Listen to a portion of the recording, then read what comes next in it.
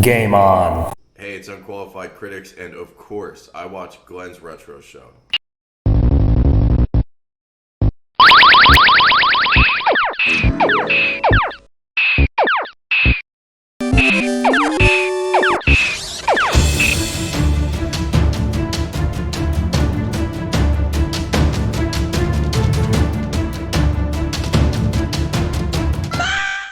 Hi everybody, thank you for joining me on today's edition of Glen's Retro Show.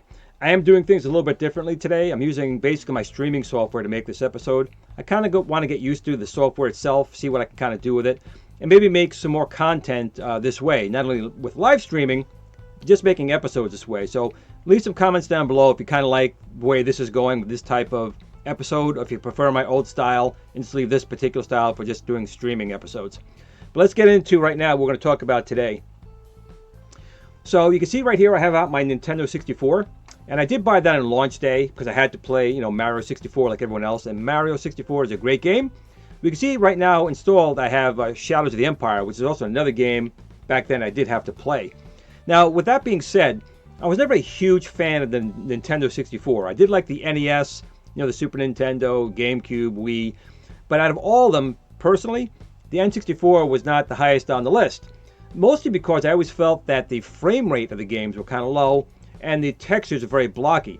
Now I'm going to put a link down below to the Modern Vintage Gamer, who did a lot of great episodes, but one in particular, he went into why the N64's graphics were as, I guess, blurry, if you will, and it did have to do with some choices Nintendo had made, and they could have made some other choices because the machine is very powerful. The internal architecture was based off of Silicon graphics technology, so it was very advanced at the time.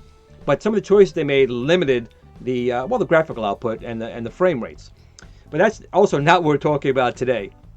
I have, again, like I said, my Nintendo 64 over here, and now I do want to play a little bit on it. And one of the things is, with these machines, you start getting older.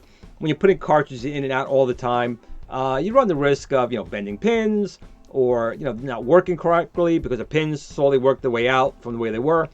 So most of my consoles I've had flash carts for. I didn't have a flash cart for my Nintendo 64. Now, of course, there's the EverDrive. And the EverDrive's been out for a number of years, and he makes the best flash carts, in his genre for what he does with those EverDrives. But you pay for it. Now, those are very expensive. But he's been improving them many, many times over the years. Now, the original flash carts, we did require you to have an original cartridge plugged into it. You have your cartridge. You have the flash cartridge, an original cartridge, and you put that in the machine because the chips, the security check chips, and the original cartridges basically needed to let the N64 know that it's connected. And the EverDrive didn't have those chips originally. So you would basically stack it in, put it in, it would read the chip inside the original cartridge and allow your backups to play. Of course, as time went on, I found different ways to either add the chipset so you didn't have to use the cartridge, but now they've even recreated that. So you don't even need an original cartridge at all, or the original security chip at all. You can just basically get it your own. So with the EverDrive, they started doing that. However, again, they're still expensive. So again, I was on eBay, and I saw something there for about $60. And I said, you know what, I'm going to take a shot. For 60 bucks, I'm going to give this a shot. And it did come recently, and this is what I got. I'll bring the picture up over here. There we go. Where is it? Boop, boop, boop. Boom. This little guy right here. It is a flash cart. I'm going to be on this camera over here. It's probably better to see on this side over here. So it is not an EverDrive, but it is a flash cart. And basically, this cartridge is going to let you, play backups. So I'm going to take a look and see what we have in the package here. And we'll take it out and give it a shot. Now, again, this was about $60, and I've seen it going anywhere from $60 to $80, depending on where you go. I got mine on eBay. And some of the things that they say, and actually in the original picture, I'm going to show you in the original picture here, they do show you having to stack an original cartridge.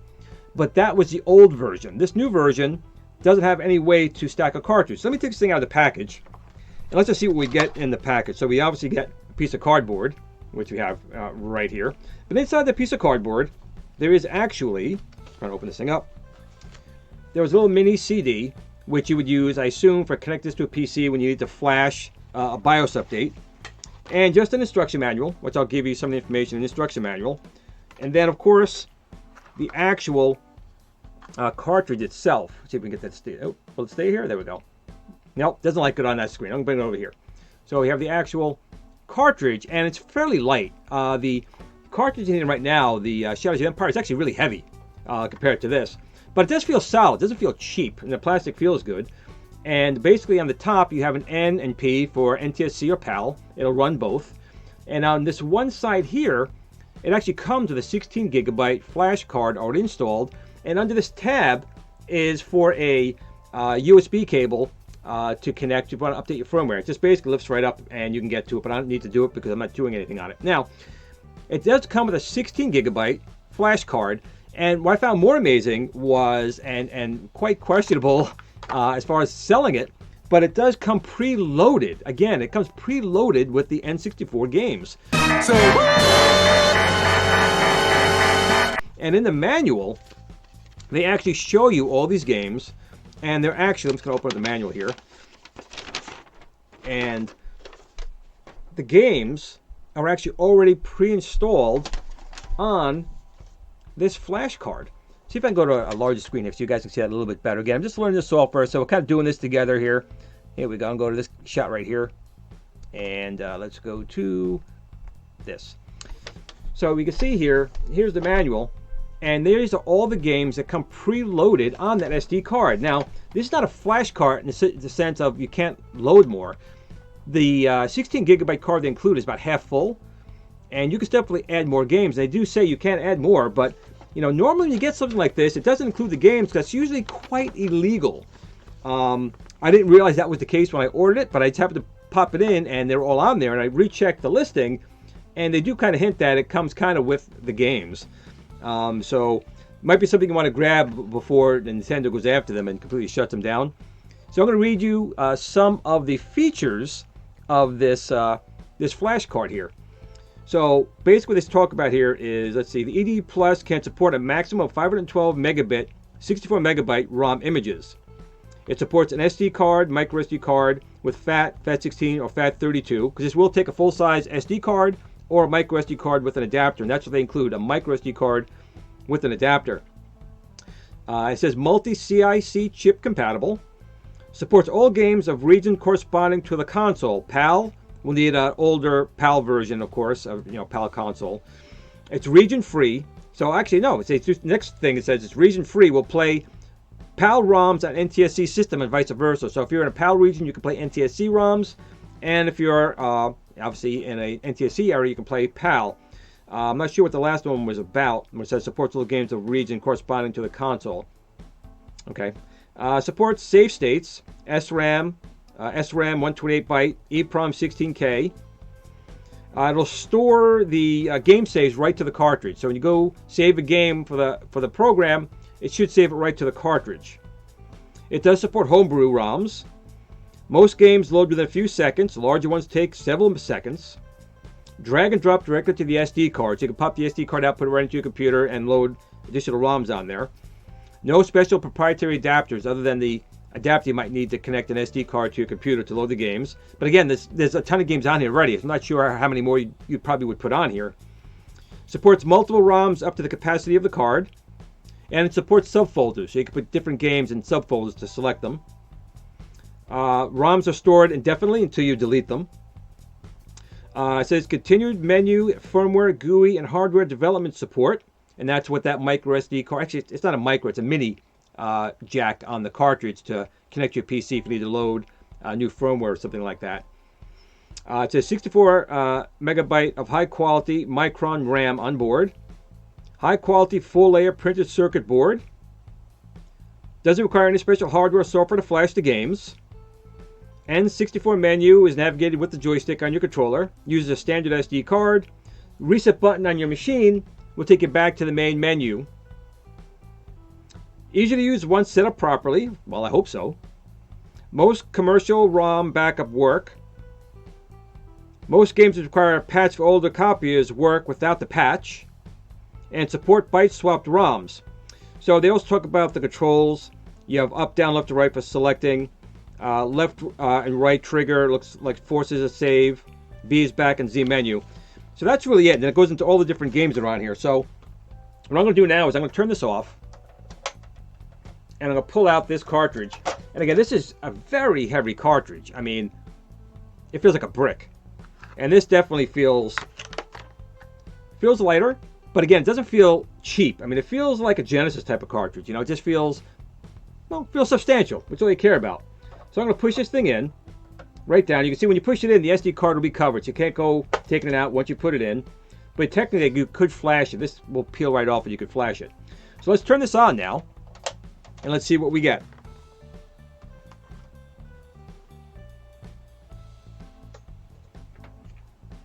Okay, and as you can see, this is how I got the SD card. I didn't put anything on this yet, and you can see there's already a bunch of games on here. I'm going to scroll through it, and you can see it gives you the memory size of the ROM. And there's a lot of games in here. Again, I was never a huge follower of N64. I'm not sure if this is all the ROMs for N64. I'm sure there's been a lot more been released, and I'm sure there's some homebrew, which is what I really want to try. I want to play some homebrew games more than anything on here. But all these were pre-installed on this card. So again, this is kind of where we get into some of the issues with the retro community, because I did buy this and I really didn't realize this already had these games on it, but obviously it does. And this is basically piracy, because I do not own all of these games. So I'll have to go through this list and clean it out a little bit. But this is how it came for the price. The cartridge came with the SD card and all these games already on it. And I definitely don't condone, piracy per se. Definitely try and buy the game, especially if you do like the game. But a lot, the N64 is not around anymore. You can still get the games, but on eBay, some of these prices for some of these games are just astronomically insane. And again, it's supply and demand. If someone wants it, you got to pay what someone's selling it for if you are willing to pay it. If you don't buy the games, eventually the prices would come down. But in any case, this is what I got on here, and it looks like, again, I can't say for sure if this is all the games. Maybe you guys leave comments down below if you're looking at the menu and seeing if this is all the games that were released. But this is all the games that are on here right now, and it goes back to the beginning. So we have these other options in here. Now, I think if I press, let me see. That's going to load it, so I'm going to hit the trigger here. So here we have favorites, options, device info, and abort. So if I go under, there's nothing under favorites yet, so let's go into options.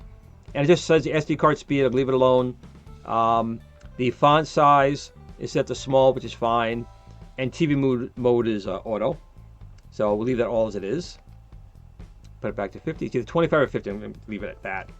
How do I go back? There we go. Go back into options. What else do we have in here? It's just that. I don't care about that. Got to learn this menu out. Device info. Firmware is 1.16. OS 1.20A.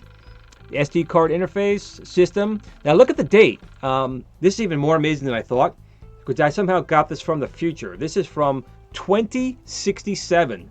So I should have asked this guy for some winning lottery numbers when I bought this. I could be filthy rich. This came from 2067. And the last option is about. And here's the controls we were talking about before. It says there's support. Now, I did try going to the website there, and I thought it was kind of shady, so I kind of backed out. To get to the site, you had to download and install a program that was going to help protect you from bad websites and to help protect you from spyware. To me, that was a huge red flag, so I did not continue. So if there are any firmware updates, I was not able to obtain them from that website because I wasn't going to go to it. Definitely not with my computer. There is an email, though, support. Maybe I can email them and see if there's any updates. And then it just shows you here all the different control options on here. So now to what it really is. Again, there's not too much more to it. Now, I'm not going to play any of the in-game music because Nintendo's notorious for flagging and attacking sites that show their games and shows, or you can hear the audio. But I'm going to load the game just for very quick seconds, very short, just so you can see that does in fact work. So one of the biggest games on the Nintendo 64 is, 007 GoldenEye. So I'm going to switch to a better camera angle so you guys can see that a little bit more. So let me go over to that camera. It'll be this one right here. There we go. So here we are. So I'm going to load it just for a second. And here we go. So it's loading. And you can see it went very, very quick. Very quick. So I'm going to switch it back to the menu just really quick here. Go back to here. So you can see it loaded the game, no problem. Now if I was to hit, I assume start, it looks like the game is starting up just fine.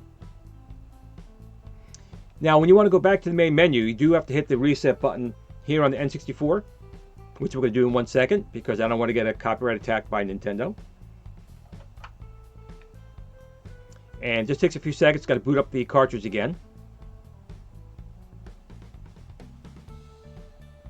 And there we go. So I'm going to pick a different game on here. Let's see what else we could pick. Very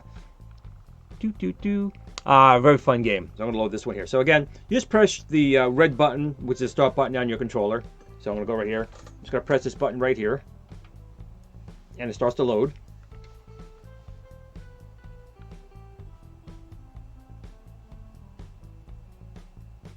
And there it is. The loading time is not very long at all. I've used some different types of flashcarts that they have to program, and it takes time. I don't think that load time was bad at all.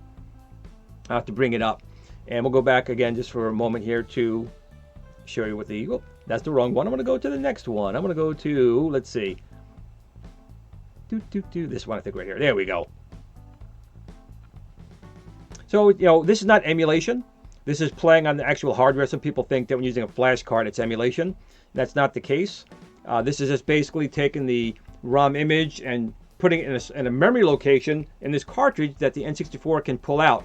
So it's running on real hardware. This is not in any way, shape, or form emulation. So I'll hit the reset button again. So again, this flash card was only around 60 bucks. I've already had it for a little while, as you can see.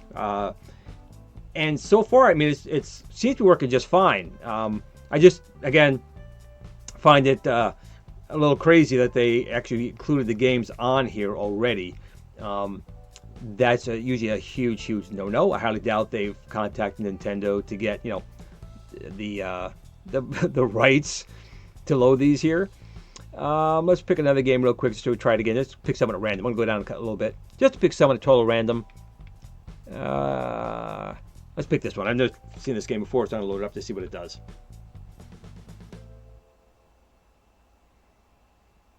So this one is taking a little bit longer to load, but it did, in fact, looks like it loaded. And there it is. In widescreen.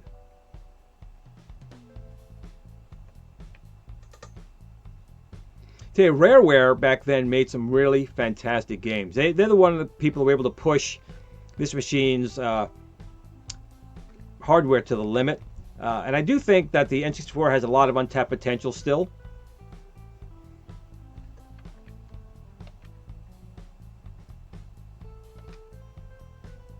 So it looks like this is working fine, no problems here. I'm going to go back out. I'm going to actually play the one game that I'm sure everyone has played a million times, but I want to see it running again, which is Mario 64. So let's fire that one up. So we're going to go down to good old the Mario. Oh, did I just pass it? Mario Golf.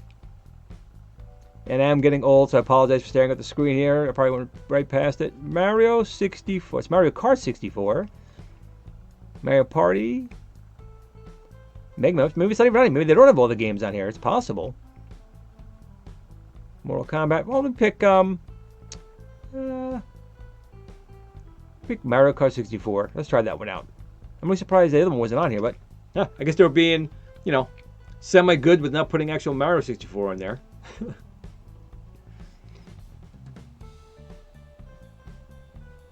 Again, the load time went pretty well. And again, it loaded up just fine. So my guess is that this company may have potentially cloned an EverDrive, which is some things I've seen with their TurboGrafx ones. I've seen that one cloned. But in any case, it is working. So it's up to you guys if you want to go on eBay or Amazon and pick one of these up. I don't know if they're all going to come preloaded with the ROMs like this one did. Again, I don't think that's right. I understand flash carts, what they're used for. But there's usually a pretty good unwritten rule that you don't include commercial ROMs with the package, and I definitely myself don't condone that.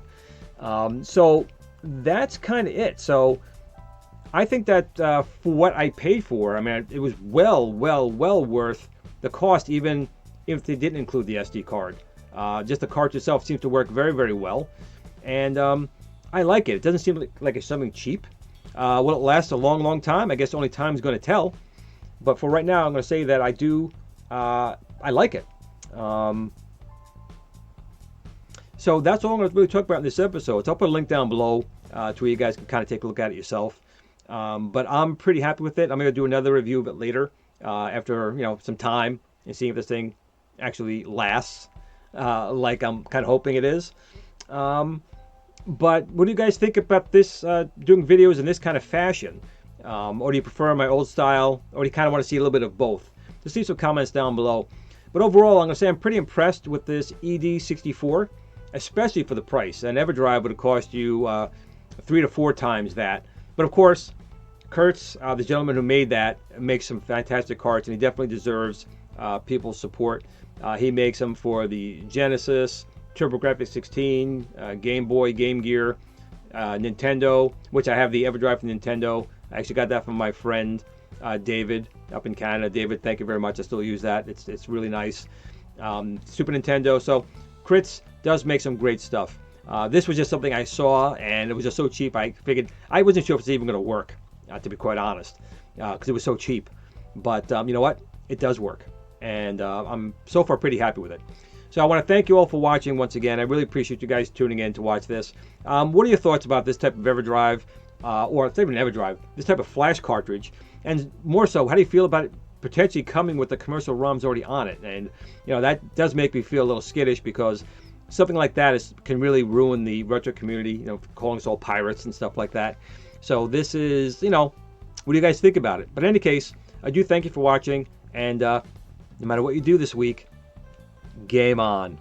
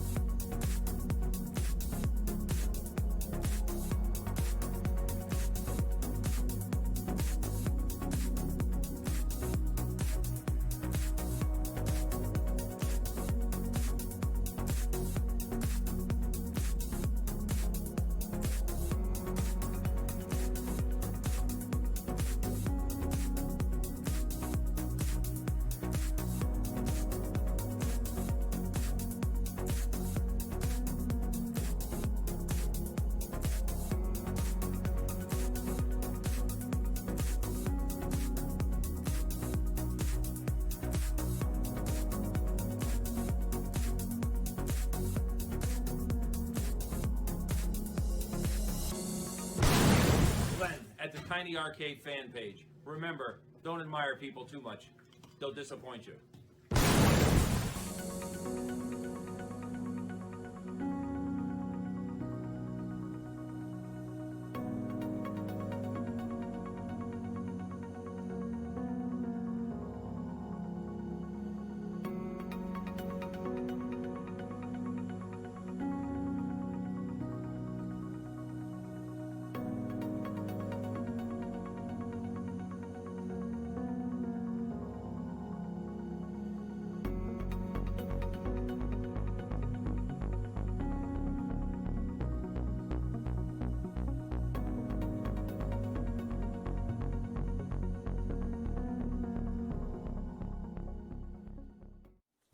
sit, Blue Blue sit. Good dog.